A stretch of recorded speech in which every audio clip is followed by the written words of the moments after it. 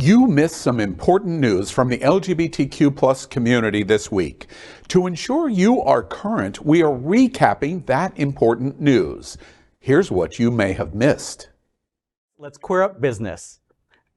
After Supreme Court discrimination decision, Michigan Hair Salon refuses service to transgender people. When the Supreme Court ruled on June 30th in favor of a Colorado web designer who sought to refuse to make wedding websites for theoretical gay couples, activists and legal experts warned it would open the door to all kinds of businesses discriminating against LGBTQ plus Americans. Days later, at least one such case has popped up. Last week, a hair salon in Traverse City, Michigan, announced that it would not serve transgender clients, comparing them to animals. The Post made it clear that the salon sees discrimination as condoned under a free speech argument, just like the web designer. The post was accompanied by the hashtag #TakeAStand. When criticized in an online review of the business, the salon's owner, Christine Geiger, responded by sticking to her position, saying, quote, "LGB are more than welcome. However, the rest is not something I support," end quote. Geiger's language mirrors the hateful rhetoric circulated by many right-wing politicians about trans people. On Tuesday, after the comments circulated on Facebook and were picked up by local news, Geiger deleted her personal and professional Facebook page and set the salon's Instagram profile to private. I wasn't shocked about the Supreme Court ruling behind this because it was something that I felt shouldn't have gone to the Supreme Court in the first place, but in retrospect, what it also did was legalize discrimination going forward. Whereas businesses should be in business to be able to serve the community at large and patrons. I mean, on the flip side, I don't know why someone would want to support a business like this, because if you're a bigot, then you should promote yourself as a bigot, so that way I don't spend my money with you. But I don't want to do business with someone who doesn't want to support me as a human being. The Supreme Court really left the door open on this ruling by saying basically anything that because the website design was a creative work and helping them to create a message, that kind of discrimination was okay. I have two very good friends, Troy and Jimmy, who are getting married in 2 months, and they just had their venue completely cancel on them. And I said, "What? Is it because you're gay?" And they said, "Well, no, it can't be that. It's a venue." I said, "Yeah, but the Supreme Court says that it's creative works. And if that venue is helping you to create an event, they could certainly do that." It's such a horrible decision by the Supreme Court, not just because of the decision to discriminate against trans in that circumstance, but to make it so broad and open to interpretation that it's going to have to be tested and challenged forever to go anywhere. Yeah, I'm like the meathead of the group. I'm like, who gives a shit? Like, I don't want to give you my business anyway, but I just don't know what's going to have like a trickle down effect thereafter and what this is going to roll into in terms of my life and how it affects my day. But I just, right now it doesn't affect me because I just, when you think of the Karens of the world, you think of, 2020 when it was, I don't want to wear a mask and throwing things in the Starbucks. Like I would say, good, this is a moment where I can discriminate and say, get out of my store.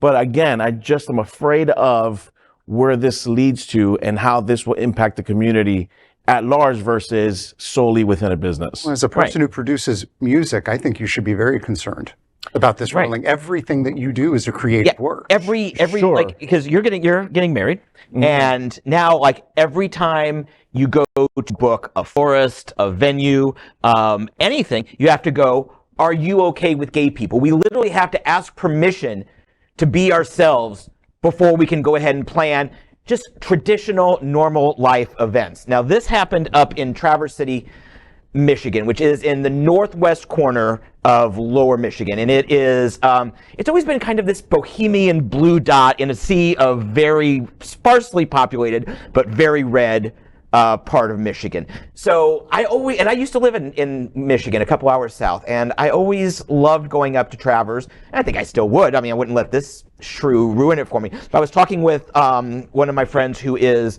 a journalist in Traverse City, and she is working this story, and just to get hers, and she said to me, I want to believe Traverse City is a beautiful vibe always, but there are outliers, unfortunately.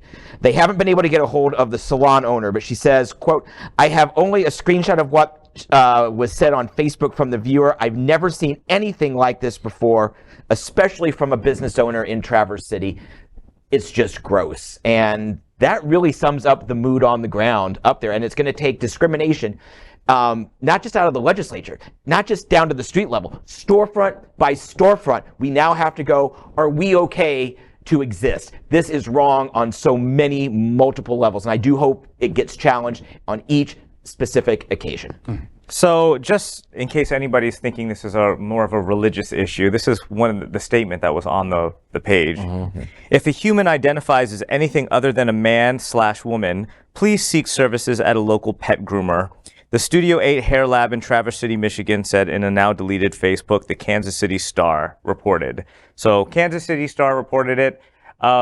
They compare them to animals, right? So this is not really like, I just don't want to support a gay marriage or something. To Cal's point, I also believe that it should never have made it to the Supreme Court. They're generally pretty choosy on what they would decide to hear, and there's no real aggressor it was just kind of a made-up situation. Yeah, it was all theoretical. Into it, right?